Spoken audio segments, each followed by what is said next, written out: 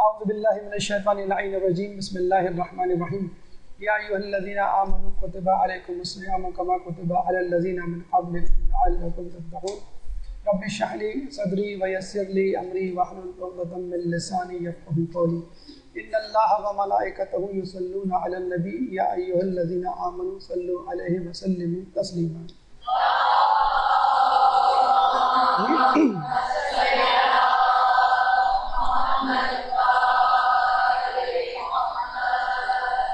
سب سے پہلے تو آپ سب لوگوں کو ماہ رمضان کی مبارکباد قبول ہو۔ یہ ماہ رمضان جو اب ہمارے درمیان آنے والا ہے، شروع ہونے والا ہے، اس رمضان سے ہر مومن کے دل کو جلا ہوتی ہے اور ہر شیطان کا دل جل کے رہ جاتا ہے، اور اس کی وجہ یہ ہے کہ شیطان پابند سلاسل ہونے جا رہا ہے اور مومن کو ایک فری ہینڈ دیا جا رہا ہے کہ میدان میں مد مقابل کوئی نہیں۔ چنانچہ ایک واک اوور ہے جو مومنین کی ٹیم کو دیا جانا ہے، بشرط یہ کہ مومنین کی ٹیم تمام رمضان اپنے قدموں پر جمی رہے، کھڑی رہے اور اس کے پائے استقامت میں کوئی لرزش نہ آئے۔ لیکن ایسا کیوں ہوتا ہے کہ ہم ہر سال رمضان گزارنے کے باوجود ویسے کے ویسے ہی رہتے ہیں جیسے رمضان سے پہلے؟ تو اس کی مثال سادہ سی یوں دی جا سکتی ہے کہ جس طرح کشتی کتنی ہی بڑی کیوں نہ ہو، فقط ایک سوراخ کافی ہوتا ہے اس کشتی کو ڈبونے کے لیے۔ جس طرح ایک ہوائی جہاز کتنا ہی مضبوط کیوں نہ ہو، ایک چھید کافی ہے اس کو کسی حادثے سے دوچار کرنے کے لیے۔ چنانچہ رمضان میں روزوں کے دوران جو غلطیاں ایک مومن دانستہ یا نادانستہ طور پہ کرتا ہے، ان غلطیوں کی وجہ سے وہ اپنے تمام روزے اور کیے کرائے پہ پانی پھیر دیتا ہے۔ آپ نے سنا ہوگا کراچی میں، پاکستان میں اگر کوئی ٹارگٹ کلنگ ہو، بم دھماکہ ہو، کوئی حادثہ ہو، تو ہوم منسٹر ٹی وی پہ آ کے جو جملہ اکثر دہراتے ہیں وہ ہے سیکیورٹی لیپس، کہ ضرور کوئی سیکیورٹی لیپس ہوا ہوگا۔ چنانچہ مومنین اکرام بھی روزہ رکھتے ہوئے یقیناً کسی سیکیورٹی لیپس کا شکار ہوتے ہیں جس کی وجہ سے ان کا روزہ سیکیورڈ نہیں ہو پاتا۔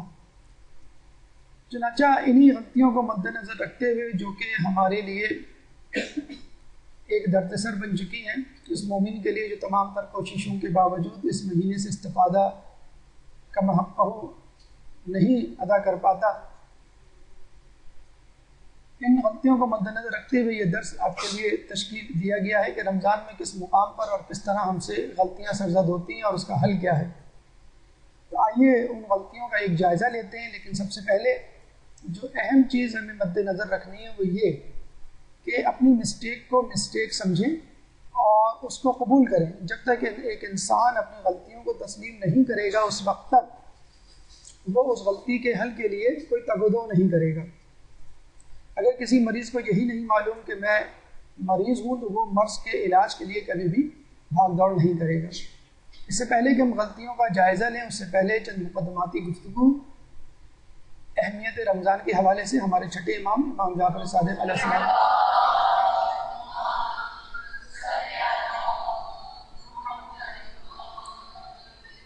آپ فرماتے ہیں جو شخص رمضان میں نہ بخشا گیا وہ آئندہ بھی نہ بخشا جائے گا مگر یہ کہ عرفات میں حاضر ہو۔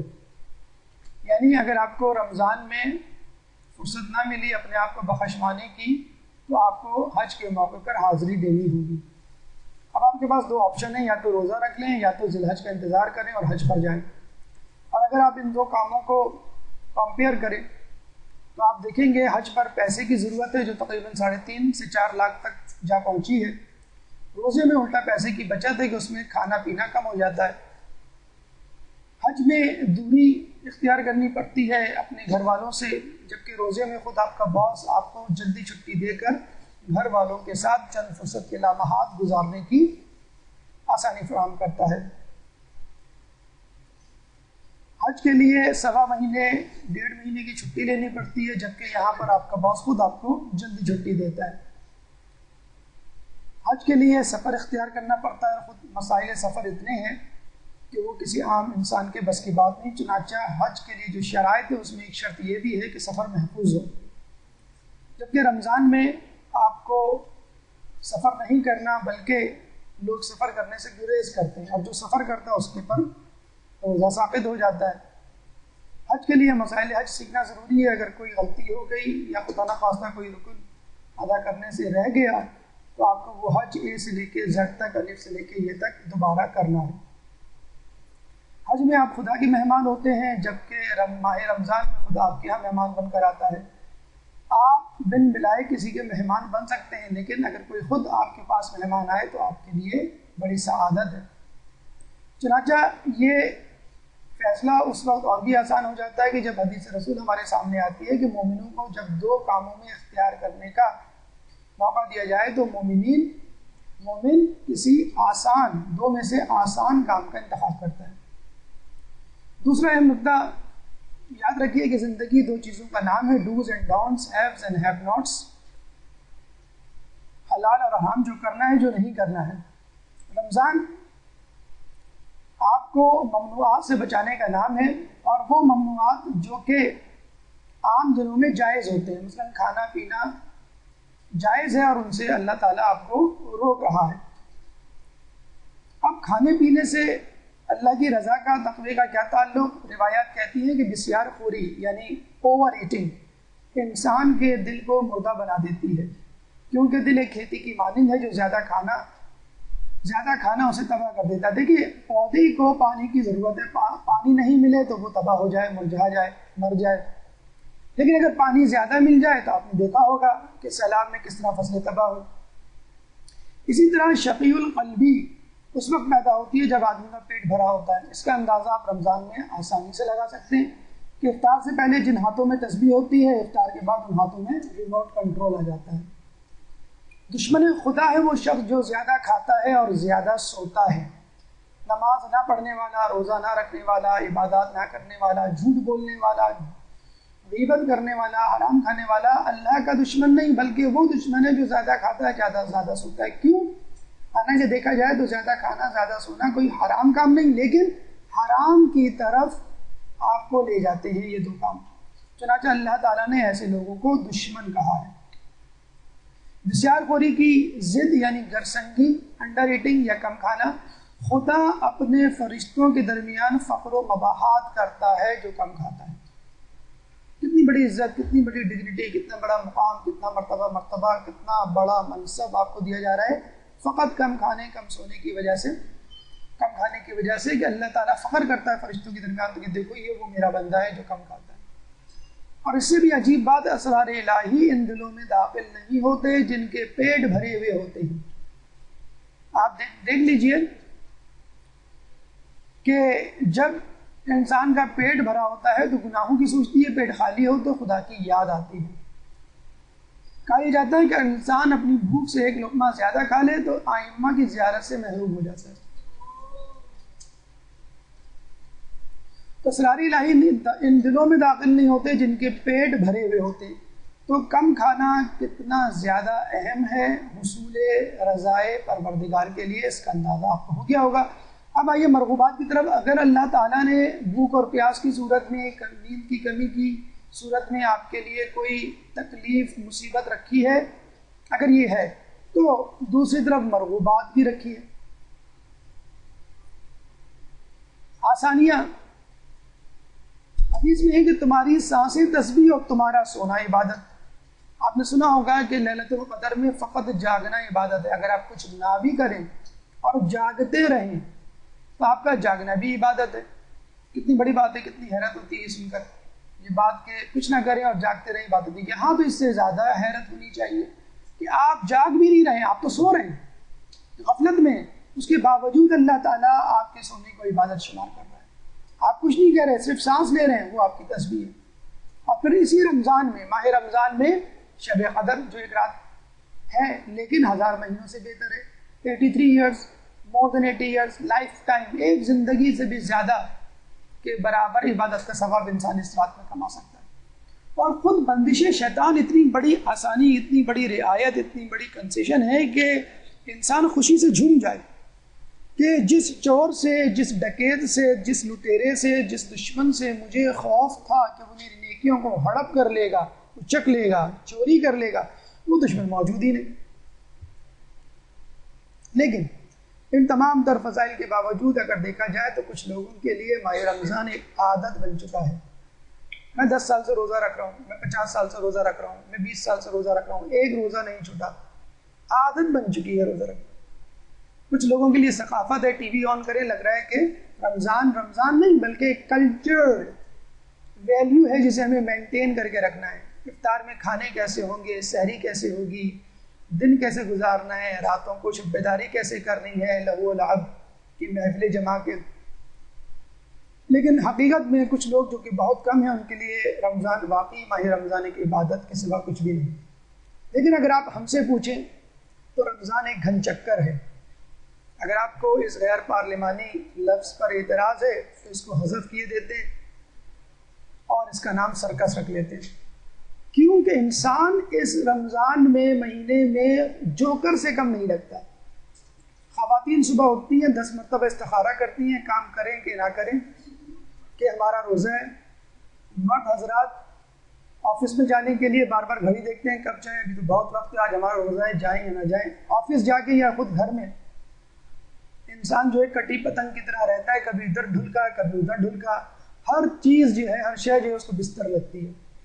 پھر دوبارہ دوپہر میں قیلولے کا وقت آتا ہے, نام قیلولے کا ہوتا ہے, لیکن پورے 6 گھنٹے کی ڈکار لے کے نیند کی آپ اٹھتے ہیں. اور وہ بھی آپ اٹھتے کیا ہے, خدا اٹھاتا ہے آپ کو, مؤذن اذان دیتا ہے اور آپ بھاگم بھاگ افطار کے دسترخوان پر تاتاریوں کی طرح حملہ کر دیتے ہیں اور سب کچھ ہڑپ کر جاتے ہیں. وہ پیٹ جو کبھی تنکا تھا مٹکے میں تبدیل ہو جاتا ہے, اور صوفے پہ کاؤچ پوٹیٹو کی طرح جن ہاتھوں میں تسبیح دی اب ریموٹ کنٹرول آ جاتا ہے. چینل چینج کرنے لگتے ہیں کہ دیکھیں رمضان کی مناسبت سے کون سا چینل دیکھا جائے, اور اسی مناسبت کو مد نظر رکھتے ہوئے 5-5 منٹ ہر چینل کو دے دیے جاتے ہیں جو تقریباً 2 گھنٹے میں پورے ہوتے ہیں. اور ریموٹ کنٹرول ہاتھ میں لیتے لیتے چینل تبدیل کرتے کرتے آنکھیں بند ہو جاتی ہیں, ٹی وی کھلا کا کھلا. اور امی ابو بڑے بھائی یا بہن یا ڈھولچی جو گلی میں ڈھول بجاتا ہوا آتا ہے وہ آپ کو اٹھاتا ہے کہ بھائی سحری کا وقت ہو گیا ہے. لیکن آپ اٹھتے وہی 5 یا 10 منٹ پہلے ہیں, اور فائر بریگیڈ کی گاڑی کی طرح سائرن بجاتے ہوئے کچن کی بجائے فریج کا رخ کرتے ہیں اپنے پیٹ کی آگ بجھانے کے لیے. نیند میں ادھ کھلی آنکھوں کے ساتھ جو چیز ہاتھ میں آتی ہے منہ میں ڈالنے کی کوشش کرتے ہیں. جیم کی بوتل ڈھکن کھول کے منہ میں ڈالتے ہیں تو پتہ چلتا ہے کہ کیری یعنی اچار کی بوتل ہاتھ میں آ گئی تھی. بھاگتے ہیں بیسن کی طرف, یاد آتا ہے کہ کھجلا پیری موجود ہے, چلیں اسی سے سحری کر لیں. فریج میں رکھے ہوئے دونوں تسلوں کو ہاتھ سے نکالتے ہیں تو دودھ نیچے گر کر بہرے بے قرار کی صورت اختیار کر جاتا ہے. آنکھوں میں نیند کا خمار ہو اور دل میں گھمنڈ تو انسان دودھ کو دودھ کی نہر سمجھ لگتا ہے.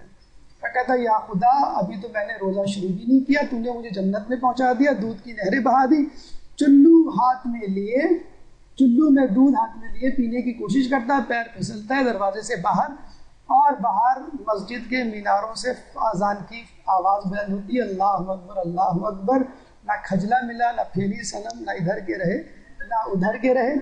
تکیہ بغل میں دبائے بستر کی طرف روا دوا, جا اپنی حسرتوں پر آنسو بہا کے سو جا. ایک درود پڑھ دیجیے محمد والے.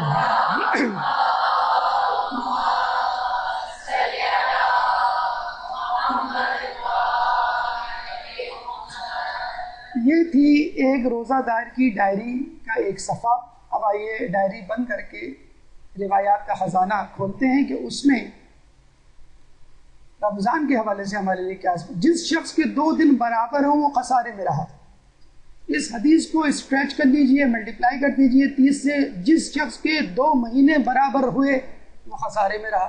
یعنی اگر آپ کا شعبان رجب سے بہتر نہیں آپ خسارے میں, رمضان شعبان سے بہتر نہیں آپ خسارے میں, شوال رمضان سے بہتر نہیں آپ خسارے میں. تو اگر ایک انسان روزہ گزار کے ماہ رمضان گزار کر پھر بھی ویسا ہی کہ ویسے رہے تو اس کا مطلب وہ خسارے میں ہے. اگر بندے کو معلوم ہو جائے کہ ماہ رمضان میں کیا کچھ ہے تو وہ اس بات کو دوست رکھے گا کہ تمام سال رمضان رہے.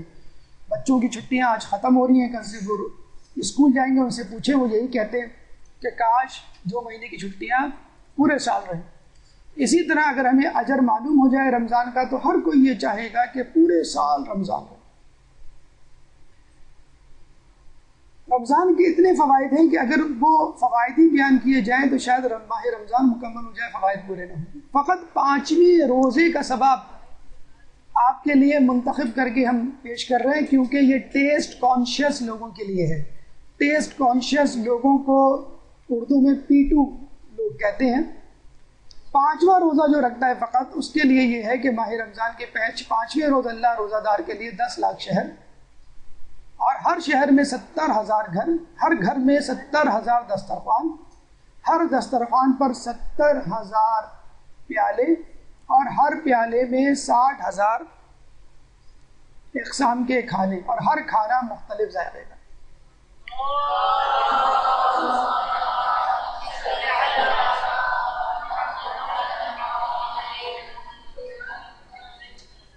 آپ نے اگر ہائی ٹی اٹینڈ کی ہو یا نام سنا ہو، ایک دفعہ ہم شارع پاسل سے گزر رہے تھے کہ 4 اسٹار ہوٹل کے بورڈ پر ہائی ٹی کا ایڈ لگا ہوا تھا، تو ہم نے جب اس میں موجود آئٹمز کاؤنٹ کیا، آئٹمز کا مطلب ہے چھولے، دہی بڑے، پکوڑے، سموسے، patties, pastry, chips, French fries وغیرہ وغیرہ، کھانا نہیں، تو وہ 36 آئٹم تھے، 36۔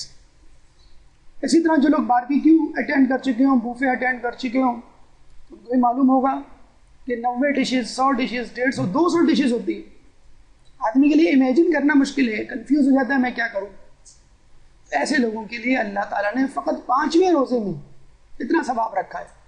تو اللہ تعالیٰ اگر بھوکا پیاسا رکھ رہا ہے تو آپ کی دلوں کی خواہشوں کو جانتا ہے کہ آپ کے کھانے کا جی چاہ رہا ہے لیکن آپ نہیں کھا رہے، بس اسی خواہش کی تکمیل، اسی خواہش کی تلافی کے لیے آپ کو وہ قیامت میں فقط ایک روزے کا اتنا ثواب دے گا۔ خدا بند تبارک تعالیٰ فرماتا ہے کہ روزہ میرے لیے ہے اور میں ہی اس کی جزا دوں گا، یعنی میں پرسنل گارنٹی دے رہا ہوں، میں اپنی ذاتی ضمانت دے رہا ہوں، کوئی چیز گروی نہیں رکھوا رہا۔ کیونکہ اگر ایک بچے کو جو 4 سال کا بچہ ہے، 3 سال کا بچہ، اس کو یہ کہیں کہ تم امتحان میں پاس ہو جاؤ تمہیں گاڑی دیں گے، وہ بیچارہ کیا سمجھے، کیا استعمال کرے گا گاڑی کو۔ اگر آپ کہیں ہم تم کو چاکلیٹ دیں گے وہ سمجھ جائے گا۔ تو ہم بھی اس بچے کی طرح ہیں جس کو اللہ تعالیٰ بہلا رہا ہے یہ چیزیں بتلا کر، لیکن یقیناً جنت میں جا کر ہم ایسی ایسی نعمتیں دیں گے جس کو دیکھ کر انسان حیران ہو جائے گا، کہ جس کو نہ اس نے سنا ہوگا، جس کو نہ اس نے دیکھا ہوگا۔ تو جب اللہ تعالیٰ نے اتنے فائدے سے ماہ رمضان میں رکھی تو ہم کیوں نہیں سنجیدہ ہو کر بیٹھے اور سوچیں کہ وہ کون سی غلطیاں جو اس ماہ رمضان میں ہم کرتے ہیں اور جس کی وجہ سے ماہ رمضان سے مکمل استفادہ حاصل نہیں کر پاتے۔ اچھا، اس میں وہ لوگ بھی شامل ہیں جو پورے نیک نیتی سے پرخلوص ہو کر رمضان کے روزے رکھتے ہیں لیکن اس کے باوجود غلطی کر جاتے ہیں۔ مثلاً ایک اسٹوڈنٹ امتحان کی مکمل تیاری کر کے امتحان دینے جاتا ہے تو پتہ چلتا ہے وہ اپنا قلم گھر بھول گیا۔ اتنی سی غلطی اس کے امتحان میں ناکامی کا سبب بن سکتی ہے۔ اسی طرح روزے میں ہونے والی چھوٹی چھوٹی غلطیاں جو پوری نیک نیتی خلوص کے ہونے کے باوجود انسان کر جاتا ہے، اس میں انسان کو کیا کچھ نقصان برداشت کرنا پڑتا ہے، وہ یقیناً ناقابل برداشت ہے۔ آئیے ان غلطیوں کا جائزہ لیتے ہیں اور ازالہ تلاش کرتے ہیں۔ ان غلطیوں کو مرحلہ وار ہم تقسیم کیے دیتے ہیں وقت کے حساب سے۔ وہ غلطیاں جو ہم رمضان سے پہلے کرتے ہیں قبل از رمضان، وہ غلطیاں جو ہم سحری کے وقت کرتے ہیں، مثلاً سحری کی غلطیاں، وہ غلطیاں جو ہم سحری سے لے کے افطار تک کرتے ہیں۔ گفتگو کا چوتھا مرحلہ افطار کے وقت کی جانے والی غلطیاں ہیں۔ پانچواں مرحلہ وہ غلطیاں جو ہم افطار سے لے کے سحری تک کرتے ہیں، اور وہ غلطیاں جو ہم کبھی بھی کسی بھی وقت کر سکتے ہیں، یعنی وہ زمان و مکان کی محتاج نہیں۔ ساتویں اور آخری مرحلے میں وہ غلطیاں ہیں جو ہم رمضان کے فوراً بعد کرتے ہیں۔ تو یہ وہ 7 مراحل ہیں، وہ 7 مقامات ہیں، وہ 7 زمان ہیں کہ جہاں ہم غلطیاں کرتے ہیں۔ آئیے رمضان سے قبل جو غلطیاں ہم کرتے ہیں ان کا جائزہ لیتے ہیں۔ قبل از رمضان کی جانے والی غلطیاں، سب سے پہلے ایک غلطی جو انسان کرتا ہے کہ رمضان کو فوڈ میلے کے طور پر لیتا ہے۔ چنانچہ ایسے لوگوں کو چاند میں بھی برگر نظر آتا ہے۔ منصوبہ بندی کی کمی، سب سے بڑی غلطی جو رمضان سے پہلے کی جاتی ہے وہ ہے منصوبہ بندی کی کمی۔ دیکھیں، رمضان ایک بحر بے قرار ہے، اگر آپ چاہیں تو اس سمندر سے 2 گھونٹ پانی لے لیں اور چاہیں تو موتی لے لیں۔ یہ آپ کے اوپر ڈیپینڈ کرتا ہے، آپ کا ظرف کتنا خالی اور کتنا بلند ہے۔ اس رمضان میں، بلکہ ہر رمضان میں، ماہ رمضان میں 3 قسم کے اہداف تعین کیجئے، روحانی، ذہنی، جسمانی۔ روحانی یا تقوی کا سرور، یعنی لعلکم تتقون کی منزل، آپ کو تقوی اختیار کرنا ہے، سب سے بڑا ہدف۔ دوسرا ہدف ذہنی، یعنی خود سازی کا زور، عادتوں پر قابو، نیند پر قابو، کھانے پر قابو، زبان پر قابو، آنکھوں پر قابو۔ نمبر 3 جسمانی، یعنی صحت کا اصول، کس طرح آپ کم کھا کر اپنے جسم کو فٹ رکھ سکتے ہیں۔ لیکن یہ خیال رہے کہ جس طرح ہمارا میڈیا اور چند افراد معاشرے کے رمضان کو ایک ڈائٹ پلان سے تشبیہ دیتے ہیں اور ان کا تمام تر زور اور تمام تر توجہ اس پر ہوتی ہے کسی طرح اس رمضان میں اپنا ویٹ ریڈیوس کریں، اپنے آپ کو سلم بنائیں، یعنی گویا لعلکم تتقون، لعلکم سلمون کی شکل اختیار کر جاتا ہے کہ تاکہ تم سلم بن جاؤ۔ اللہ تعالیٰ یہ نہیں فرما رہا، اللہ تعالیٰ کہہ رہا ہے متقی بن جاؤ۔ آپ تقوی کا ٹارگٹ رکھیں گے، آپ روحانی ہدف رکھیں گے، تو ذہنی ہدف اور جسمانی ہدف خود بخود پورا ہو جائے گا۔ تو خدا را رمضان کو فقط اور فقط صحت کا ہدف، صحت کی منزل، صحت کا مہینہ نہ سمجھے، یہ روحانیت کی منزل ہے۔ انشاءاللہ اللہ تعالیٰ آپ کو ذہنی اور جسمانی، جس طرح ایک انسان آخرت کا ہدف اپنے ذہن میں رکھتا ہے تو خود بخود اس کو دنیا کے ہدف حاصل ہو جاتے ہیں۔ فقدان استقبال رمضان سے فقط وہ ناراض ہوتا ہے جو شیطان ہوتا ہے۔ بڑے بے آبرو ہو کر تیرے کوچے سے ہم نکلے، یہ وہ شیطان ہے کہ جو رمضان میں 9 دو 11 ہو جاتا ہے، اور یاد رکھیے کہ جس کو انتظار نہیں ہوتا اس کو رمضان کی کوئی خوشی نہیں ہوتی، اور جس کو انتظار ہوتا ہے اس کو رمضان کی خوشی ہوتی ہے۔ بالکل ایسی مثال ہے کہ جیسے آپ کے کوئی دور کے رشتہ دار ایئرپورٹ پر 4 بجے انتظار کے لیے کھڑے ہوں اور انہوں نے آپ کو بتلا دیا ہو کہ میں آؤں گا، اور آپ ایئرپورٹ پر ان کو لینے نہ جائیں، اس کا کیا مطلب ہوگا؟ آپ کو ان کے آنے کی کوئی خوشی نہیں۔ اسی طرح آپ صبح اٹھتے ہیں اور رمضان موجود ہو، اس کا مطلب کیا ہوا کہ آپ کو رمضان کے آنے کی کوئی خوشی نہیں۔ کم از کم اس بات کی تو خوشی منائیے کہ اللہ تبارک تعالیٰ نے ہر سرکش شیطان کے ساتھ 7 فرشتے مقرر کر دیے ہوتے ہیں کہ وہ آپ کو تنگ کرنے سے، آپ کو برگلانے سے، منحرف کرنے سے بچائیں۔ لوگ پوچھتے ہیں کہ ہم استقبال رمضان کیسے کریں؟ فقط انتظار ہی استقبال رمضان ہے، یعنی اگر انسان انتظار کرے اس طرح جس طرح عید کا انتظار کیا جاتا ہے کہ رمضان کے 5 روزے رہ گئے، 4 روزے رہ گئے، 3 روزے رہ گئے، آپ کو خوشی ہو رہی ہے؟ جی ہاں، ہمیں تو عید کی خوشی ہے، حالانکہ حقیقت میں رمضان کے جانے کی خوشی ہوتی ہے۔ تو اس طرح کا انتظار عید کے لیے کیوں نہیں ہوتا کہ شعبان کے 4 دن رہ گئے، 3 دن رہ گئے، 2 دن رہ گئے، بس رمضان؟ خود انتظار ایک ثواب ہے، جس طرح امام زمانہ کا انتظار خود ایک ثواب ہے۔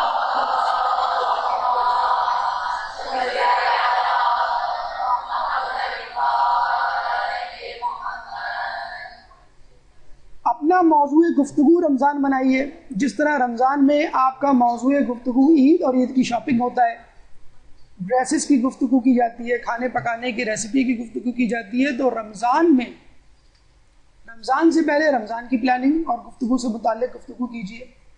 شعبان کے روزے رکھیے اور اس طرح رکھیے کہ آخری ایام کے روزے رمضان سے متصل ہو جائیں، یہی سنت نبوی ہے۔ رؤیت ہلال کے حوالے سے کہا جاتا ہے کچھ علماء کے نزدیک چاند دیکھنا واجب ہے۔ صحیفہ کاملہ میں چوتھے امام کی دعا 43، خطبہ نمبر 43، دعا نمبر 43 ضرور پڑھیے۔ استقبال رمضان کی دعا امام کی زبان مبارک سے خطبہ نمبر 44 کی صورت میں صحیفہ کاملہ میں موجود ہے۔ جو لوگ پڑھ چکے ہیں وہ دعا پڑھیں، دعا کا ترجمہ پڑھیں، اس کو سمجھیں، اس کے مفہوم کو ادراک کریں، مبارکباد دیں۔ جس طرح کے ایس ایم ایس آپ عید کے لیے دیتے، 10% بھی ایس ایم ایس رمضان کے لیے نہیں ہوتے۔ فہرست اعمال لکھیے کہ آپ کو اس رمضان میں کیا کیا کرنا ہے۔ اخلاقیات چارٹ کی صورت میں خود مدرسۃ القائم اور دیگر مدارس میں ایسے اخلاقیات چارٹ آپ کو مل جائیں گے، ان کو ٹک کیجیے، کاؤنٹ کیجیے، کیلکولیٹ کیجیے کہ آپ نے کتنی نیکیاں کی، اور انشاءاللہ اللہ تعالیٰ آپ کو کتنا اجر دے سکتا ہے یا دے گا۔ اب آئیے ان غلطیوں کی طرف جو ہم سحری کے وقت کرتے ہیں۔ کچھ لوگ کہتے ہیں کہ سر ہم سحری کی غلطیاں کر ہی نہیں سکتے، کیوں؟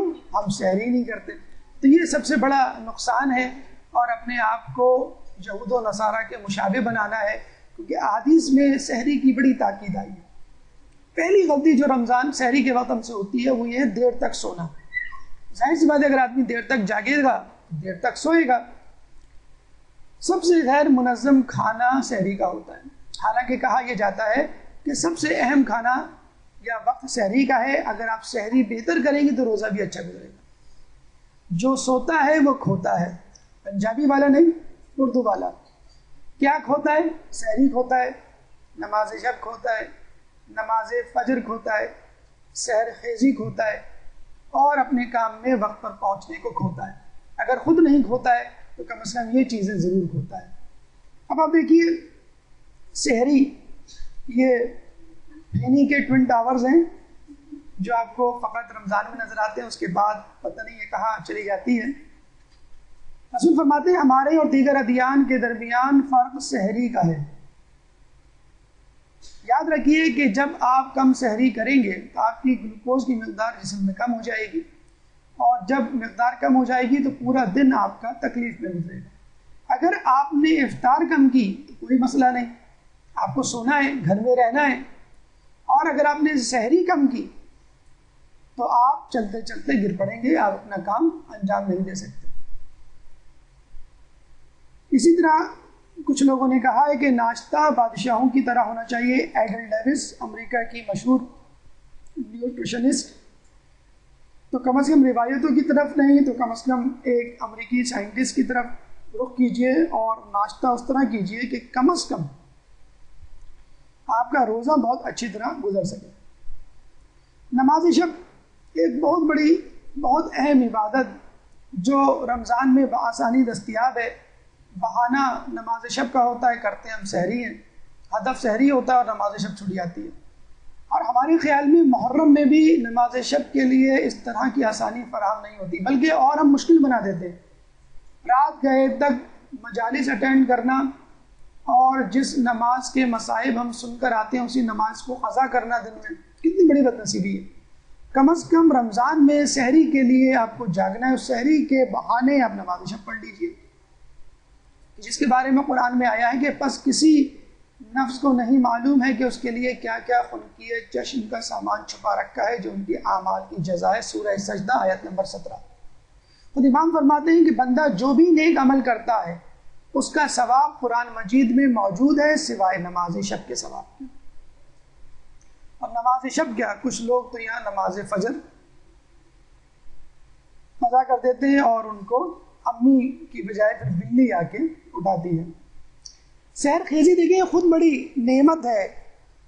میڈیکل پوائنٹ آف ویو سے، ریلیجس پوائنٹ آف ویو سے آکسیجن کی مقدار کہتے ہیں میکسیمم ہوتی ہے. ویسے آکسیجن کی مقدار فضا میں 20% ہوتی ہے، اور کراچی جیسے شہر میں، پولوشن زدہ شہر میں یہ مقدار 10 سے 15% رہ جاتی ہے. کثافتیں، کراچی کی کثافتوں کو، شہروں کی کثافتوں کو، پولوشن کو کون واقف نہیں. شبنم کے سبب یہ کثافتیں زمین میں بیٹھ جاتی ہیں، فضا خوشگوار ہوتی ہے صبح کے وقت. قرآن میں ایسے وقت کو استغفار کا وقت کہا ہے، اور ایسے وقت سونا مکروہ عمل ہے. کہتے ہیں کہ امام کے ظہور کا وقت یہی صبح کا وقت ہے.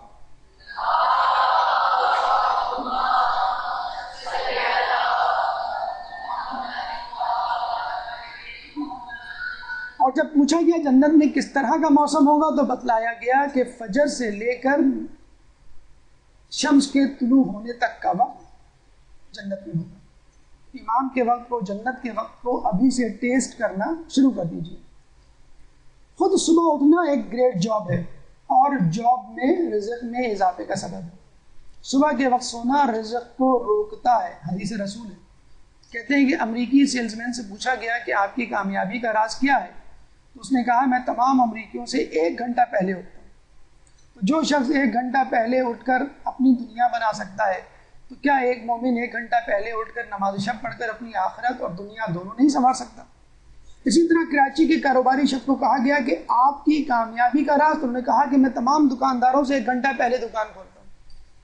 تو خود اور اپنے گھر کے مردوں کو صبح اٹھنے کی، سحر خیزی کی عادت ڈلوائیے، اور یہ عادت آسانی سے رمضان میں ڈل سکتی ہے. اب آئیے سحری سے لے کے افطار کے وقت تک کیا غلطیاں ہم سرزد کرتے ہیں۔ ماہ رمضان میں شاید ہی کوئی شخص ہو جو گھڑی نہ دیکھے۔ چہرے پر 12 بج رہے ہوتے ہیں لیکن جی چاہ رہا ہوتا ہے کہ جلدی سے 7:30 بج جائیں۔ یہ انگلینڈ کے لوگ ہیں جہاں پہ روزہ 4:30 بجے 4:35 پہ ہوتا ہے۔ تو انسان کسی طرح کوشش کرتا ہے کہ بس روزے کا وقت گزر جائے اور افطار کا وقت آ جائے۔ کچھ لوگ تو بستر لے کے گھومتے، میں منجی کتے ڈھاواں، کہ میں کب کہاں کس جگہ اپنا بستر جو ہے ڈالوں اور سوؤں۔ سستی کا ورلڈ کپ ہو رہا ہوتا ہے، ایسے لوگوں کے لیے عرض ہے جنگ بدر، جنگ خبر، فتح مکہ اسی مہینے میں ہوئے۔ یعنی یوں سمجھ لیجیے ہر شخص سو رہا ہوتا ہے اور 1 2 3 کیا جاتا ہے، اس کے بعد جو سب سے دیر میں اٹھتا ہے وہ جیت جاتا ہے۔ ہر کسی کی یہی کوشش ہوتی ہے کہ آدمی سب سے دیر میں اٹھے۔ آرام طلبی سے گریز کیجیے، جس طرح شعبان اور دیگر ایام آپ نے گزارے ہیں اسی طرح ماہ رمضان بھی گزاریے، یہی اصل روزہ ہے۔ اور اگر آپ کو واقعی تھکن اور نیند کا سامنا ہے تو سیدھے طریقے سے اسلامی طریقے سے سنت نبوی ادا کرتے ہوئے قیلولہ کیجیے، جو میڈیکل پوائنٹ آف ویو سے بھی بالکل صحت کے لیے مفید ہے۔ اور اگر جاگے بھی ہوتے ہیں تو غصہ کر رہے ہوتے ہیں، پوچھا جائے کیوں تو بتلایا جاتا ہے کہ ہمارا روزہ ہے۔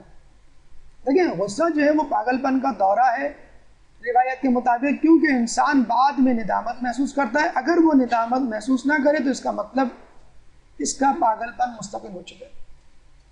خدا کہتا ہے لعلکم تتقون، تاکہ تم پرہیزگار بن جاؤ۔ اور ہمارا کیا مسئلہ ہے؟ ہم غصے کا اظہار کرتے ہیں، بتانے کے لیے ہمارا روزہ ہے۔ حالانکہ روزہ اگر ہے تو آپ غصہ نہیں کریں گے، اور اگر روزہ نہیں ہے تو آپ غصہ کریں گے۔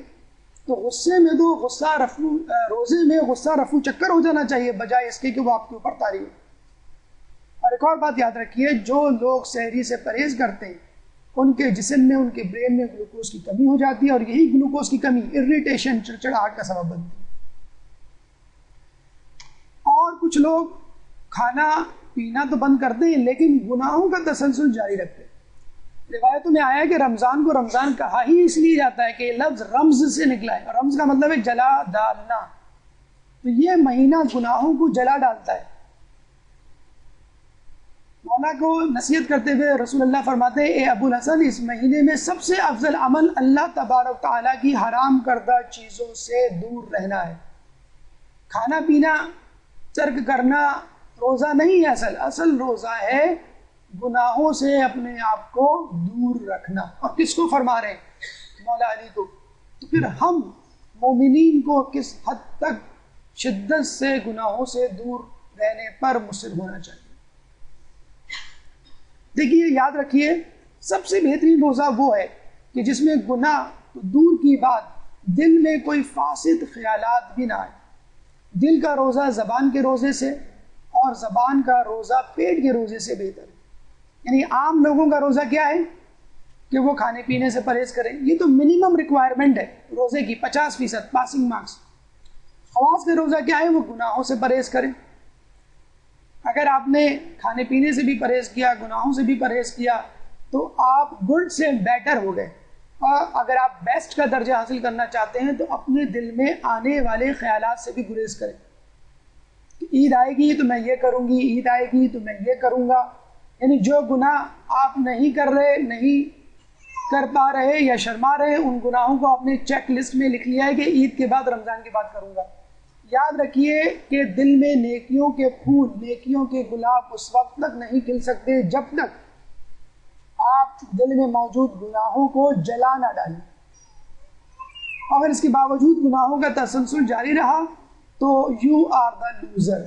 کتنے زیادہ روزہ رکھنے والے ہیں کہ ان کو روزے سے سوائے بھوک اور پیاس کے کوئی فائدہ نہیں ہوتا، اور کتنے زیادہ عبادت کرنے والے ہیں جن کو عبادت سے سوائے تکان کے کچھ حاصل نہیں ہوتا۔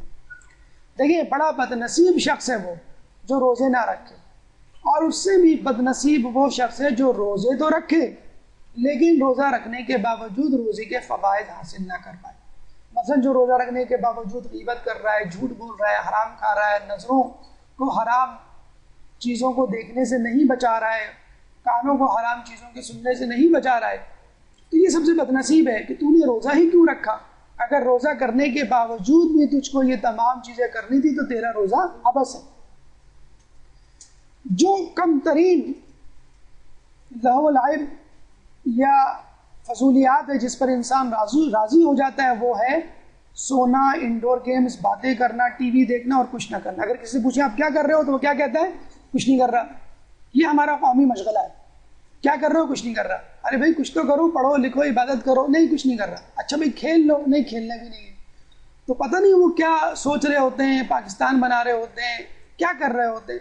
بہرحال بڑے بوڑھے بھی اس گیم میں شریک ہو جاتے ہیں. تو بچپن میں کھیلے جانے والے تمام انڈور گیمز ان کو یاد آ رہے ہوتے ہیں. تو رمضان میں ایک ہی صف میں کھڑے ہو گئے، محمود ایاز والا معاملہ ہوتا ہے کہ بڑے بوڑھے بچے سب ایک ہی جگہ بیٹھ کے لوڈو اور اونو کھیل رہے ہوتے ہیں. پاکستان کو یو این او نے ڈبویا اور ہم کو اونو نے. دونوں یو این او سے لکھے جاتے ہیں. حل کیا ہے؟ دروس سنیے. ماشاءاللہ اب آپ کے دروس بھی ایسے انٹرسٹنگ ہو گئے، میں سمجھتا ہوں کہ آپ اس کو سن کر سوئیں گے نہیں، حالانکہ کچھ لوگ ابھی بھی سو رہے ہیں. مطالعہ کریں. اگر یہ بھی مشکل لگ رہا ہے تو اسلامی فلمیں دیکھیے، انجوائے کیجئے. اتنا ہی ایڈونچر اور اتنا ہی انٹرسٹ آپ کو نظر آئے گا جس طرح ہالی ووڈ اور بالی ووڈ کی فلموں میں ہے، لیکن آپ کے ایمان میں اضافے کا، آپ کی معلومات میں اضافے کا سبب بھی بنے گا. یہ کر کے دیکھ لیجیے، روزانہ ایک فلم رکھیے، کرائے پہ لے آئیے یا خرید لیجیے یا انٹرنیٹ پہ ڈاؤن لوڈ کیجیے، لیکن روزے کو ضائع نہ کریں فضولیات میں پڑھ کر. جائز تو ہیں لیکن آپ کی روحانیت کو یقیناً یہ کم کر دیں گے.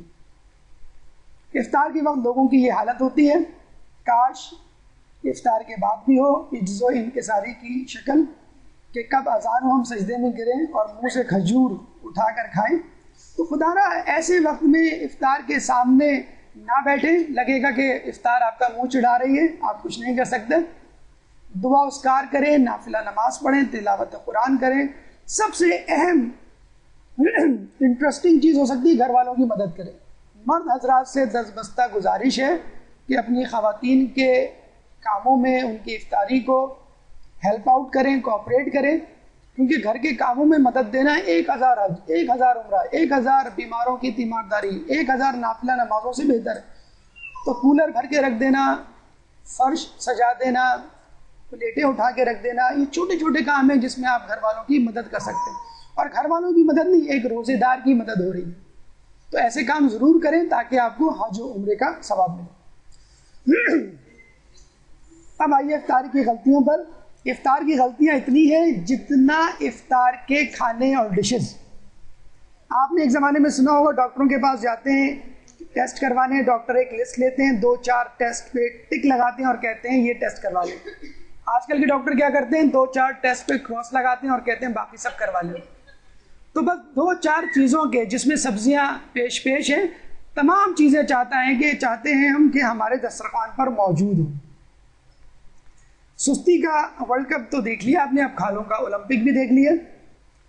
شروعات، مشروبات، تلنیات، فاکہات، یہ 4 آئٹمز ہیں جو ہمارے خوان پہ، دسترخوان پہ سجے ہوئے ہوتے ہیں. کوشش کیجیے کہ بازار کی چیزوں سے پرہیز کریں، تجربات سے گریز کریں اور افطاری کو مختصر رکھیے. آئیے یہ 4 چیزیں جو ہم افطار میں رکھتے ہیں ان کو کس طرح استعمال کر سکتے ہیں ایک نظر ہم دیکھتے ہیں. شروعات کے لیے بہترین چیز کھجور ہے، جس کے بارے میں کہا جاتا ہے اس میں آئرن، گلوکوز اور کیلشیم شامل ہے. پاکستان میں خواتین کو iron deficiency anaemia most common anaemia ہے، خون کی کمی جسے کہتے ہیں. اور کھجور میں اتنا آئرن ہوتا ہے کہ اگر آپ روزانہ 5 کھجوریں بھی کھائیں تو 30 دن بعد آپ کا ہیموگلوبن لیول 10 سے اوپر ہو جائے. اس میں گلوکوز شامل ہے جو ہائپوگلائسیمیا آپ کو افطار کے وقت ہو رہا ہوتا ہے اس سے بچانے کے لیے بہترین چیز ہے. جو خواتین ادھیڑ عمر میں بڑھاپے کی وجہ سے کیلشیم کی کمی کا شکار ہیں، بجائے اس کے کہ کیلشیم کے سرپ اور ٹیبلٹ لیں، وہ کیلشیم سے بھرا ہوا، کیلشیم سے لبریز کھجور کا تھال کھائیں. نمک سے روزہ کھول سکتے ہیں آپ، کیونکہ اس وقت آپ لو بلڈ پریشر کا شکار ہوتے ہیں، لیکن جن لوگوں کو ہائی بلڈ پریشر ہے وہ لوگ نمک سے گریز کریں. نیم گرم پانی بھی استعمال کیا جا سکتا ہے جو کہ دوران خون کو زیادہ کرتا ہے. اس کے علاوہ اگر یہ تمام چیزیں بھی موجود نہ ہو تو کسی بھی میٹھی چیز سے روزہ افطار کرنا مستحب ہے. ایک اہم چیز مشروبات کے حوالے سے جو لوگوں کو ہضم نہیں ہوتی، سمجھ میں نہیں آتی یا کرنے کا جی نہیں چاہتا، لیکن جو حقیقت ہے کم از کم میڈیکل پوائنٹ آف ویو سے اور خود اسلام بھی اس کی حمایت کرتا ہے، وہ یہ کہ افطار میں ٹھنڈا پانی یا ٹھنڈا مشروب پینے سے گریز کریں. کیوں؟ دیکھیے آپ نے نوٹ کیا ہوگا کہ کبھی آپ کو زخم لگا ہو, چوٹ لگا ہو آپ کے بچے پہ, تو آپ اس پر برف کی ٹکور کرتے ہیں. کیوں؟ برف کا رکھنا اس جگہ موجود خون کی نالیوں کو سکیڑ دیتا ہے. خون کی نالیاں جب سکڑتی ہیں تو بلڈ فلو کم ہو جاتا ہے, تو بلیڈنگ کم ہوتی ہے. اسی طرح جب ٹھنڈا پانی آپ پیتے ہیں تو معدے میں خون کا بہاؤ کم ہو جاتا ہے, اور جب معدے میں خون کا بہاؤ کم ہوگا تو جو بھی غذا کھائی جائے گی وہ اسٹک جیم ہو جائے گی اور ہضم جذب نہیں ہوگی. اور جب آپ کوئی گرم چیز پیتے ہیں, کھاتے ہیں, عرب ممالک میں یہ عام ہے گرم چیز سے, گرم مشروب سے, گرم پانی سے, گرم سوپ سے روزہ کھولنا یا کھجور کے بعد گرم سوپ پینا, کہ یہ آپ کے خون کے دباؤ کو بڑھا دیتا ہے. اور جب خون کا دباؤ معدے کی طرف ہوتا ہے تو وہ ہر چیز کو بآسانی ہضم کر سکتا ہے. اور اس کا الٹا کریں گے آپ, مثلا ٹھنڈا پانی, ٹھنڈا مشروب پی لیں گے تو کیا ہوگا؟ معدے میں پکوڑا ہلکان و پریشان ہوگا کہ مجھے کوئی ریسیو کرنے نہیں آیا, بلڈ فلو بہت کم ہے, میں کہاں جاؤں. جس طرح انکل آتے ہیں ایئرپورٹ پر, ان کو کوئی لوٹ کے لے جاتا ہے ٹیکسی ڈرائیور, تو پکوڑے وقت کے ساتھ بھی یہی ہوتا ہے. جب تک آپ کھاتے پیتے رہیں گے آپ کو کچھ بھی نہیں ہوتا. جہاں آپ نے ٹھنڈا پانی یا مشروب پیا اس وقت آپ پیٹ پکڑ کے بیٹھ جاتے ہیں اور پیٹ میں شدید درد شروع ہو جاتا ہے. تو اس کا حل یہ ہے کہ اگر آپ گرم پانی نہیں پی سکتے, جو مولا علی کی سنت ہے روزے کے وقت, تو گرم مشروبات کا انتخاب کیجیے, مثلا چائے, گرین ٹی, سوپ. اور ضروری نہیں کہ سوپ جو ہے وہ چکن کارن سوپ ہو, وہ دال کا سوپ بھی ہو سکتا ہے, گیہوں کا سوپ بھی ہو سکتا ہے, کارن کا سوپ بھی ہو سکتا ہے, یخنی. اس کے علاوہ ایک حریص نام کی ڈش آپ نے سنی ہوگی جو عرب ممالک میں بہت زیادہ بنائی جاتی ہے. اس کو اگر آپ ڈائلیوٹ کر دیں تو خود یہ ایک سوپ کی شکل اختیار کر جائے گا. اگر آپ کو ٹھنڈا پانی پینا ہے تو کوشش کیجئے کہ وہ افطار کے بعد پیجیے. یہ ہے وہ چیزیں جو آپ کی دل پسند چیزیں ہیں, یعنی فرائیڈ آئٹمس, پکوڑے, دہی بڑے, چھولے, رول, کٹلٹس اور کچوریاں. اس کے بارے میں ہم کچھ نہیں کہہ سکتے بہت زیادہ, کیونکہ آپ لوگ ہمارا جلوس نکال دیں گے کہ بھائی یہی چیزیں تو ہیں کھانے کی, اور کون کون بدبخت ہے جو یہ چیزیں جو ہے وہ نہ کھائے. دیکھیں آپ یہ کھائیں, کوشش کریں کہ کم کھائیں, اور اگر یہ بھی نہیں کر سکتے تو اس میں ڈالا جانے والا گھی وہ کم کر دیں یا آدھا کر دیں. اس کے بعد اگر آپ چاہیں تو اس کو تناول فرما سکتے ہیں, یعنی استعمال کریں مگر احتیاط سے. یہ وہ چیز ہے جو سب سے کم کھائی جاتی ہے اور جس کو سب سے زیادہ کھانا چاہیے, فروٹ. لیکن فروٹ مصنوعی فروٹ میں اس وقت تبدیل ہو جاتے ہیں کہ جب فروٹ چاٹ میں تبدیل ہو جائے. کیوں؟ اس میں مایونیز ہے, اس میں کریم ہے. آج کل تو ماشاءاللہ فروٹ چاٹ ڈیل مونٹے کی اور دوسری پروڈکٹس کی صورت میں موجود ہے, اور اس میں آدھی فروٹ چاٹ موجود ہوتی ہے, تھوڑے بہت جسے کہتے ہیں کہ اس میں فروٹ ڈال کے اس کو آپ چاٹ بنا دیتے ہیں. یقین کیجئے فروٹ چاٹ جس میں ماشاءاللہ مرچیں پیش ہوتی ہیں, ہم لوگوں نے تو بسکٹ میں بھی مرچیں ڈلوا دی. KFC والے آئے, میک ڈونلڈ والے آئے, سب لوگوں نے اپنا اپنا برگر اور بروسٹ انٹروڈیوس کروایا, اسپیشلی کراچی والوں کے لیے. Spicy broast, spicy zinger burger, biscuit تک آ گیا. بس اب گلاب جامن اور چمچم کی کمی ہے مرچوں کی. تو خدا را فروٹ چاٹ نہ کھائیے, صرف اور صرف فروٹ کھائیے اور ایز اٹ از کھائیے. ہاں اگر کیلا اور ناریل ہے تو چھلکے اتار لیں, اس میں کوئی قباحت نہیں, لیکن فروٹ چاٹ بنانے سے پرہیز کریں. افطار سے لے کے سحری تک ہم کیا غلطی کرتے ہیں؟ کھانا, یہ مسئلہ کشمیر ہے ہر گھر میں. خواتین کو افطاری پکاتے وقت اتنی پریشانی نہیں ہوتی کہ ہم کیا پکائیں, کھانا پکاتے ہوئے سوچتی کھانا کیا پکائیں. اصولاً تو کھانا پکنا ہی نہیں چاہیے جب افطاری اتنی ہے. اگر آپ کو افطار کے بعد کھانا ہے تو اتنی افطار کیجیے. ہو سکتا ہے آپ لوگ سوچ رہے ہو سر ہم لوگ کھاتے پیتے گھرانے کے لوگ ہیں, اگر آپ کو کوئی کمپلیکس ہے تو keep it up to you, اور بہت زیادہ پریشان ہے تو ہمارے گھر آئیے کبھی ایک دن ناشتہ یا افطار کر لیجیے. آپ لوگ کتنے بڑے لوگ ہیں, کیا پریزیڈنٹ ہے؟ ویسے پاکستان میں کسی کو پریزیڈنٹ بول دو تو گریبان پکڑ لیتا ہے کہ تم نے مجھے پریزیڈنٹ کیسے کہہ دیا. دیکھیں یہ ہے ایک پریزیڈنٹ کی افطار. لگ رہا ہے کہ احمدی نژاد دوراچی کے فٹ پاتھ پر سیلانی کے دسترخوان پہ بیٹھے ہوئے. سوپ ہے, یخنی ہے, روٹی ہے, جوس ہے, اور ٹیشو پیپر ہے، ہم جیسے لوگ بیٹھ جائیں آنسو بہائیں تو ان کے لیے، بریانی ہے شاید اس کی طرف حسن زن سے اگر کام لیں تو یہ اشارہ کر کے کہہ رہے ہیں اس کو لے جاؤ یہ اضافی ہے. تو یہ ہے ایک پریزیڈنٹ کا افطار اور ایک ہمارا افطار. اچھا کچھ لوگ تو ماشاءاللہ ایسے مل جائیں گے آپ کو، پاکستان میں بھی مل جائیں گے اور دنیا میں بھی، جو اگر کھانا کھاتے ہیں تو افطار کو بالکل لفٹ نہیں کراتے. افطار بیچاری کونے پہ سہمی بھی بیٹھی ہوئی ہوتی ہے اور وہ اپنا ڈٹ کے کھانا، روٹی چاول جو بھی کھانا وہ کھاتے ہیں. تو فرش نشینوں کی کمی نہیں غالب. لیکن دوسری طرف اسرافیوں کی کمی نہیں غالب. تو خدا را اگر آپ کم نہیں کھا سکتے، ایک ایکسٹریم پہ نہیں جا سکتے تو اس ایکسٹریم پہ نہ جائیں. تو پہلی مرتبہ تو یہ دیکھ کے حیرت ہوتی ہے، آدمی سوچتا ہے کہ یہ ہے کیا، تو یہ بھی کھانا ہے. اور یہ کون لوگ ہیں؟ یہ بھی اسی سیارے پہ رہنے والے انسان ہیں، وہ بھی سیارے پہ رہنے والا انسان ہے.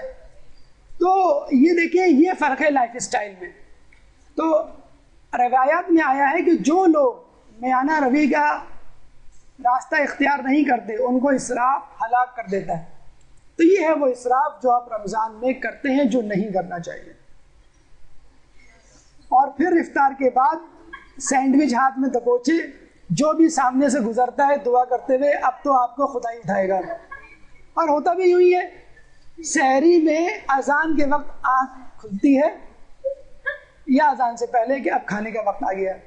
تو بہرحال ہم لوگوں میں سے بہت سے لوگوں کا یہی کچھ حال ہوتا ہے، پیٹ جو کبھی تنکا تھا وہ مٹکا بن جاتا ہے. دیکھیں دیر تک جاگنا یہ تقریباً ہر لوگوں کا کلچر بن گیا ہے. 12 بجے تک جاگنا، 1 بجے تک جاگنا.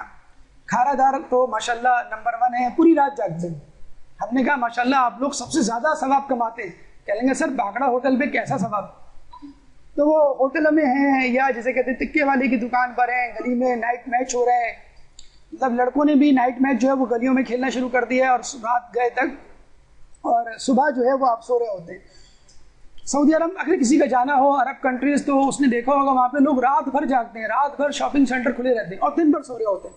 مجھے بتائیے اگر آپ فجر سے لے کے مغرب تک سوتے رہیں، روزہ تو ہو جائے گا آپ کا، تو کیا آپ کو وہ ثواب ملے گا؟ لعلکم تتقون کی منزل.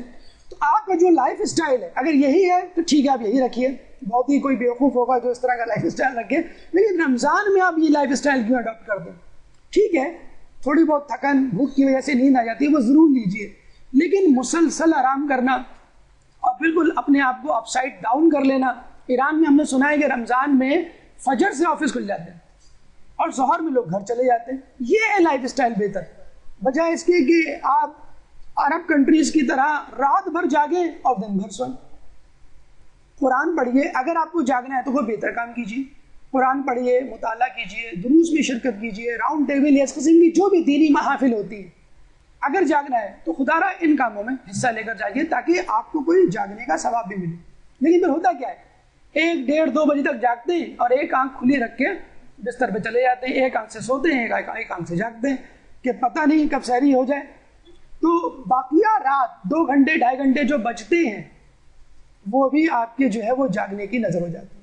اور جب عین سحری کا وقت آتا ہے تو انسان سو جاتا ہے، اور آپ کو پہلے بتایا جا چکا ہے جو سوتا ہے وہ کھوتا ہے. خواتین کے حوالے سے ہمیں ایک بہت بڑی شکایت ہے شاپنگ کے حوالے سے کہ خواتین کے لیے رمضان شاپنگ کا مہینہ ہے. شہر رمضان الذی شہر شاپنگ. تو بازار کے حوالے سے احادیث میں کیا آیا ہے؟ بازار زمین کے بدترین ٹکڑے اور شیطان کے میدان ہیں. اچھا ایک جگہ اللہم انی اعوذ بک من الفتنۃ النساء کی بھی دعا ہے، اے اللہ مجھے عورتوں کے فتنے سے بچا. اچھا ہم یہ بتا دیں آپ جیسی عورتوں کے لیے نہیں ہے، ان عورتوں کے لیے جو واقعی فتنہ ہے، بے پردہ ہیں، بے حجاب ہیں، فتنہ پرور ہیں. اب آپ خود اندازہ لگا لیجئے کہ فتنہ پرور عورت، بے حجاب عورت دنیا میں خدا کے بدترین ٹھکانوں میں ایک ٹھکانے پہ بیٹھی ہو، چل پھر رہی ہو، تو وہ کتنا فتنہ برپا کرے گی. اسی لیے جو لوگ صبح روزہ رکھتے ہیں، رات کو شاپنگ سینٹر میں گزارتے ہیں، کسی بھی روحانیت کا جسے کہتے ہیں کہ اثر ان پہ نہیں ہوتا. دیکھیں بہترین وقت شاپنگ کا کیا ہے؟ رمضان سے پہلے کر لیجئے. رمضان سے پہلے، رمضان تک شاپ کیپرز کو ہدایت ہوتی ہے کہ عید پہ جو لوگ شاپنگ کے لیے آئیں گے ان کے لیے فریش مال رکھنا ہے.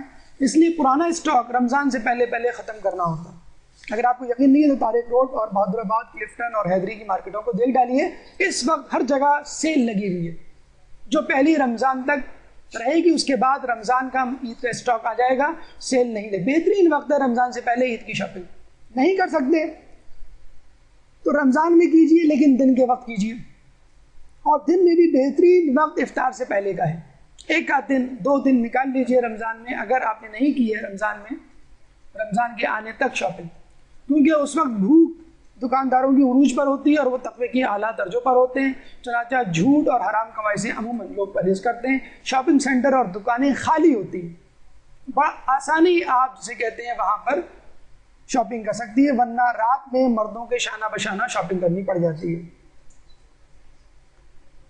اگر آپ کو بازار، اچھا پہلے زمانے میں آپ نے سنا ہوگا ایسے 10-20 سال ایسے شاپنگ سینٹرز آپ کو پاکستان سے باہر نظر آتے تھے، لیکن یہ دونوں شاپنگ سینٹر جو ہے ان کی شکلیں جو آپ کو نظر آ رہی ہیں وہ کراچی میں پاکستان میں موجود ہے، ڈولمن سینٹر ہے، دا فورم ہے، میکرو کا جو جنرل اسٹور ہے، اس طرح کے دیگر دکانیں جو ہیں، دا پوائنٹ ہے، یہ تمام جو شاپنگ سینٹر بڑے بڑے جو ایک زمانے میں دبئی میں یورپ میں ہوا کرتے اس طرح کے شاپنگ سینٹر یہاں کھل گئے، جہاں پہ صرف ونڈو شاپنگ، یعنی فقط جا کے چل کر واپس آ جانا، یہی خود لوگوں کے لیے ایک تفریح ہوتی ہے۔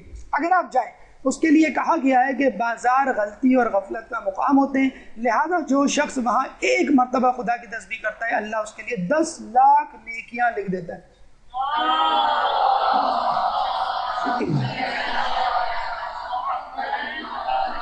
دیکھیں اللہ تعالیٰ نے ہر کسی کے لیے آپشن کھلا رکھا ہے، اگر آپ کو مجبوری ہے جانے کی تو کم از کم یہ کام کیجیے کہ اپنی زبان پر ذکر الہی رکھیے، 10 لاکھ ٹائم، 1 ملین ٹائم زیادہ ثواب ملے گا آپ کو۔ اب آئیے متفرق غلطیوں کی طرف جو رمضان میں کرتے ہیں، جو کسی زمان و مکان کی محتاج نہیں، کبھی بھی کسی وقت بھی کر سکتے ہیں۔ دیکھیں رمضان کیا ہے، روزہ کیا ہے؟ بھوکا رہنا نفس کو قابو رکھنے اور عادتوں کو توڑنے میں بہترین معاون ہوتا ہے، مولا کی روایت ہے۔ اور یاد کیجیے اگر ویکیپیڈیا پہ اگر آپ جائیں تو آپ دیکھیں گی کہ عادتوں کے حوالے سے ویکیپیڈیا پہ لکھا ہوا ہے کہ عادتیں 21 سے 30 روزے کے 21 سے 30 دنوں میں پیدا ہوتی ہیں، اور آپ دیکھ لیجیے ہمارا رمضان، ماہ رمضان 21ویں روزے کو پیک پر ہوتا ہے، شب قدر، مولا کی شہادت اور آخری اشراط تینوں 21 رمضان میں، اور اگر 21 رمضان میں عادت پہ کنٹرول نہیں ہوا تو کم از کم 29-30 رمضان میں ہو جاتا ہے۔ اگر شروع میں مشکل پیش آ رہی تو کوئی بات نہیں، لیکن امید رکھیے کہ 21 سے 30 دنوں میں آپ کی عادت پختہ ہو جائے گی اچھے کاموں کی، لیکن اس کے لیے ٹائم لگے گا۔ ایک بچے نے دادا جان کو پیزا دیا، دادا جان نے پیزا کھایا اور تھوک دیا، یہ کیسا کھانا ہے، یہ کیسا پیزا؟ تو بچے نے کہا دادا جان پیزا کا ٹیسٹ ڈیولپ ہوتے ہوتے ٹائم لگے گا، تو آپ کا بھی ٹیسٹ ڈیولپ ہوتے ہوتے نماز شب کا، نافلہ کا، مستحبات کا، اذکار کا ٹائم لگے گا، اس کو ٹائم دیجئے، عادتوں کو ڈیولپ ہونے میں ٹائم لگتا ہے۔ لیکن کچھ بد نصیب ایسے بھی ہوتے ہیں جو اپنی 100ویں سالگرہ جو ہے اس پہ جلائی جانے والی موم بتی سے اپنی سگریٹ جلاتے ہیں۔ ایسے مناظر پاکستان میں تو نہیں ہیں لیکن قریب شاید نظر آ جائیں، لیکن کم از کم ہمارے یہاں کی بڑی بوڑھیاں جو ہے پان اسی طرح کھاتی ہیں، اپنی 100ویں سالگرہ پہ وہ پان کھاتے ہوئے آپ کو نظر آئیں گے، تمام نہیں لیکن چند۔ سگریٹ کے حوالے سے یاد رکھیے 200 کینسر کے مادے اس میں موجود ہیں۔ شیشہ جو ایک ماڈرن حقے کی شکل ہے، 1 گھنٹہ اگر آپ شیشہ پیئیں تو 100 سگریٹوں کے برابر ہے۔ پان حلق کا کینسر کرتا ہے، ابھی بات ہو رہی تھی کسی نے کہا سگریٹ جو ہے وہ گیس کو دور کرتا ہے، اور پان جو ہے وہ غالباً کوئی بات بتائی تھی، ہمیں خود بھی نہیں یاد رہی، حیرت بھی ہوئی کہ سگریٹ اور پان کو لوگ جو ہے وہ پازیٹیو لیتے ہیں اور کہتے ہیں کہ یہ انسان کے صحت کے لیے بہتر ہے۔ تو شراب بھی پیجیے، شراب بھی بہتر ہے لیکن کم پیجیے، زیادہ پئیں گے تو صحت خراب ہو جائے گی۔ تو خود قرآن میں ہے کہ اس کا نقصان اس کے فائدے پر غالب ہے، اسی لیے منع کی گئی ہے۔ گٹکا، میم پوری، ماننگ چند عجیب و غریب لوگوں نے نام رکھ لیے ہیں، اور منہ میں کچھ نہ کچھ ہونا چاہیے، یا تو زبان چلتی رہے، مطلب اگر کسی کی زبان نہ چلے تو سمجھ لیجئے منہ میں گٹکا یا پان موجود ہے۔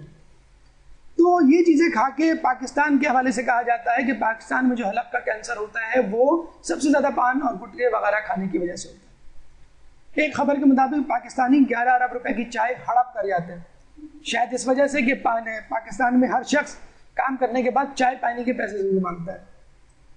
دیگر عادتیں سونا، سستی، بد نظمی، ان پر کنٹرول کرنے کی کوشش کیجیے. یہ بھی ایک رمضان کا ہدف ہے.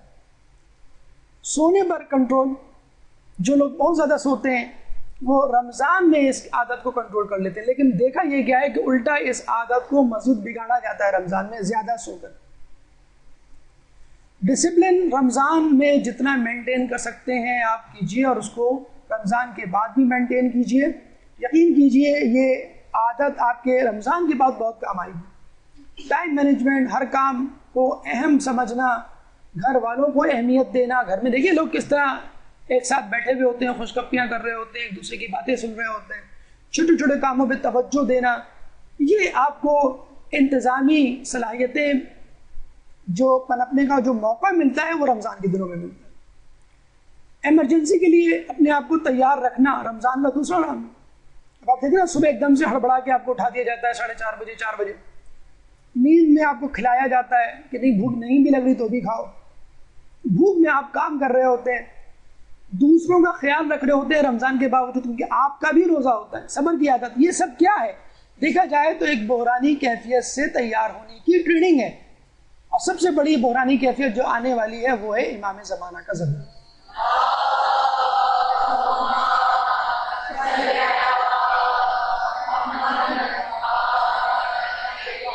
تو 100 باتوں کی ایک بات، نفس کی مخالفت سب سے بڑا بحران ہے جس سے آپ کو نمٹنا ہے. رمضان کے بعد بھی اس کو جاری رکھیے.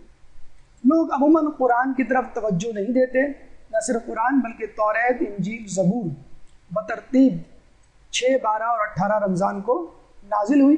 ایک آیت کو پڑھنے کا ثواب ایک قرآن کے برابر ہے. نہ صرف قرآن پڑھیے قرأت کے ساتھ، اچھی قرأت کے ساتھ، بلکہ ترجمے، تفسیر، تجوید اور حفظ کے ساتھ کوشش کیجیے اس رمضان میں چند اضافی آیات یاد کریں. تفسیر پر توجہ دیجیے، غور کیجیے قرآن کی آیاتوں پر. اور یہ وہ مہینہ ہے جس کے بعد شاید آپ کو قرآن سے لگاؤ کا موقع نہ ملے. مستحبات جو آپ نے اس رمضان میں شروع کیے، مثلا صدقہ دینا، اذکار، دعائیں، تلاوت قرآن، نافلہ نمازیں، جو مستحبات آپ نے جاری کیے ہیں ان کو جاری رکھیے رمضان کے بعد. بعد از رمضان کے فوراً بعد رمضان اور ہمارے درمیان اتنی بڑی خلیج آ جاتی ہے اور روزے ہمارے لیے اتنے اجنبی بن جاتے ہیں، اتنے ناشنائی آ جاتی ہے کہ روزوں کی طرف دیکھنے کا جی ہی نہیں چاہتا. چلو ایک بار پھر سے اجنبی بن جائیں ہم دونوں. 29ویں اور 30ویں شب کو آپ دوبارہ، جسے کہتے ہیں کہ آپ روزوں سے ناآشنا ہو جاتے ہیں. مستحب روزے، اگر رمضان کے روزے آپ کو فائدہ دے سکتے ہیں تو کیا شوال کے روزے، ذی الحج کے روزے، ذی القعدہ کے روزے، مستحب روزے آپ کو فائدہ نہیں دے سکتے؟ کیوں؟ دونوں کا میسج ایک ہی ہے، کم کھانا. تو مستحب روزے رکھیے جس کے بارے میں خدا فرماتا ہے روایتوں میں ہے کہ بے شک اللہ تعالیٰ نماز فریضہ کو نماز نافلہ کے ذریعے اور فرض روزوں کو نافلہ روزوں سے پورا کر دیتا ہے، مکمل کمپنسیٹ کر دیتا ہے. اگر آپ کی فرض نمازوں میں کوئی کوتاہی ہوئی ہے وہ نافلہ نمازوں سے پوری ہو جائے گی. فرض روزوں میں کوئی کوتاہی ہوئی ہے وہ نافلہ روزوں سے پوری ہو جائے گی. ایک دن کا مستحب روزہ دنیا بھر روئے زمین کے برابر سونے سے بھی بہتر ہے، بڑھ کر ہے. تو رمضان کا روزہ کتنا بڑا ہوگا؟ تو خدا را مستحب روزوں کو انڈر ایسٹیمیٹ نہ کیجیے. کم از کم 3 روزے کی ابتدا کیجیے. جو شخص ہر ماہ میں 3 روزے رکھے تو یہ شخص ایسا ہے جیسے اس نے پوری زندگی روزے رکھے. رسول اللہ نے کسی سے پوچھا نا کہ کون روزانہ روزے رکھتا ہے عمر بھر، تو سلمان فارسی نے کہا میں. تو لوگوں نے کہا ہم نے تو آپ کو کھاتے ہوئے بھی دیکھا ہے. تو انہوں نے کہا کہ میں مہینے میں کم از کم 3 دن ضرور روزے رکھتا ہوں، اور اللہ تعالیٰ کا وعدہ ہے کہ 1 نیکی کے بدلے 10 نیکی دے گا. تو کم از کم 3 روزے آپ رکھنے کی کوشش کریں. ان تمام باتوں کے باوجود کسی بھی افطار میں ایک افطار کو یاد رکھیے گا کہ جس میں چند لوگوں نے روزہ رکھا تھا اور افطاری میں فقط روٹی تھی، اور وہ روٹی جس کو انہوں نے خیرات کر دیا عین افطار کے وقت، اور اپنا روزہ نمک و پانی سے افطار کیا. وہ نمک و افطار کی جس کو خداوند متعال نے بی بی سیدہ کو جہیز میں دیا تھا.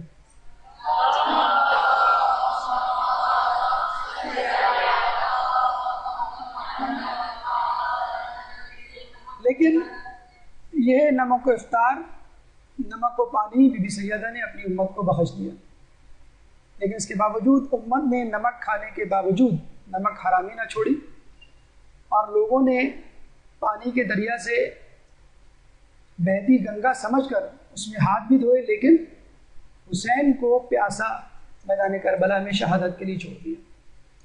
تو خدا را کم از کم ایک افطار کبھی بھولے بسرے ایک روٹی کے ساتھ کیجئے، یا روٹی کھا کے دیکھیے، کم از کم اس افطار کو یاد کیجئے کہ جس افطار میں لوگوں نے جو کچھ تھا وہ بھی فقیر کو دے دیا۔ اللہ تعالیٰ سے دعا ہے کہ ہمیں ماہ رمضان کو اس طرح گزارنے کی توفیق عطا فرمائے کہ جس طرح اہل بیت نے اور قرآن نے تاکید کی ہے۔ اس موضوع سے متعلق اگر آپ کے ذہن میں کوئی سوال ہو تو آپ کر سکتے ہیں، لیکن قبل السوالات بھرپور سلام۔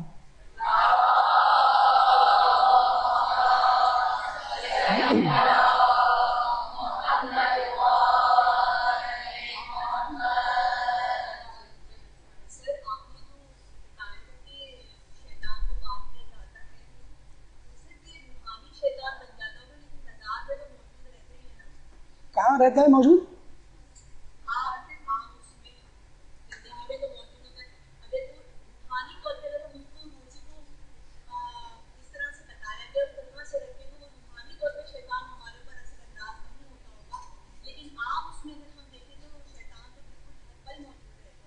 نہیں، بہرحال ہوتا ہو یا نہ ہوتا ہو، لیکن شیطان پابند سلاسل ضرور رہتا۔ ہو سکتا ہے اپنی اپنی جگہ پر محصور ہو، لیکن شیطان میں وہ قوت و طاقت نہیں ہوتی کہ وہ ہم کو بہکا سکے۔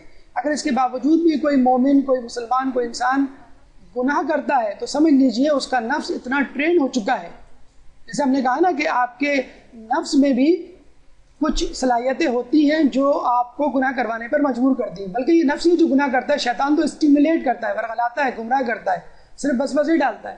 تو آپ کی قوت غضب، آپ کی قوت شہوت جب عقل کے کنٹرول سے باہر ہو جائے، قوت وہم وہ آپ سے گناہ کرواتی ہے، وہ شیطان نہیں کرتا، آپ خود کرتے ہیں۔